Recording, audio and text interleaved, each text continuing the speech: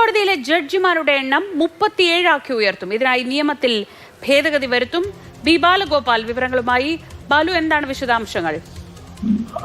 ഇന്ന് ചേർന്ന കേന്ദ്ര മന്ത്രിസഭാ യോഗമാണ് സുപ്രീം കോടതി ജഡ്ജിമാരുടെ എണ്ണം 37 ഉയർത്തുവാൻ വേണ്ടി തീരുമാനിച്ചിരിക്കുന്നത്. അതായത് ചീഫ് ജസ്റ്റിസിന് പുറമെ 37 ജഡ്ജിമാരായി സുപ്രീം കോടതി ജഡ്ജിമാരുടെ എണ്ണം വർദ്ധിപ്പിക്കുവാനാണ് തീരുമാനിച്ചിരിക്കുന്നത്. നേരത്തെ 33 ജഡ്ജിമാരും ചീഫ് ജസ്റ്റിസും അങ്ങനെ 34 അത് ഇനി 38 ഉയരുന്നു എന്നതാണ് ഏറ്റവും പ്രധാനപ്പെട്ട കാര്യം.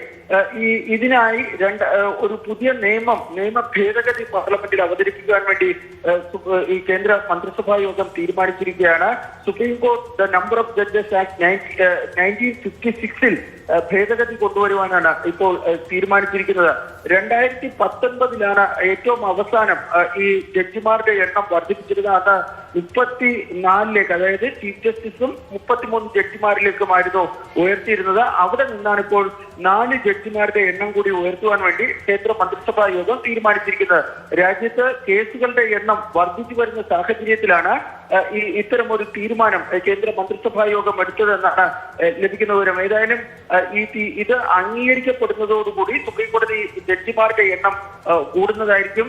കേരളത്തിൽ നിന്ന് നിലവിൽ സുപ്രീം കോടതി ജസ്റ്റിസ് വിനോദ് ചന്ദ്രൻ മാത്രമാണ് മലയാളിയായ ഒരു ജഡ്ജി ഉള്ളത്. ഒരുപക്ഷെ ഈ ജഡ്ജിമാരുടെ എണ്ണം കൂട്ടുമ്പോൾ കേരളത്തിൽ നിന്നുള്ള സീനിയർ ജഡ്ജിമാരിൽ ആർക്കെങ്കിലും ഒന്നിലധികം പേർക്കോ ഒക്കെ സുപ്രീം കോടതിയിലേക്ക് സ്ഥാനക്കയറ്റം ലഭിക്കുവാനുള്ള സാധ്യതയുണ്ട്.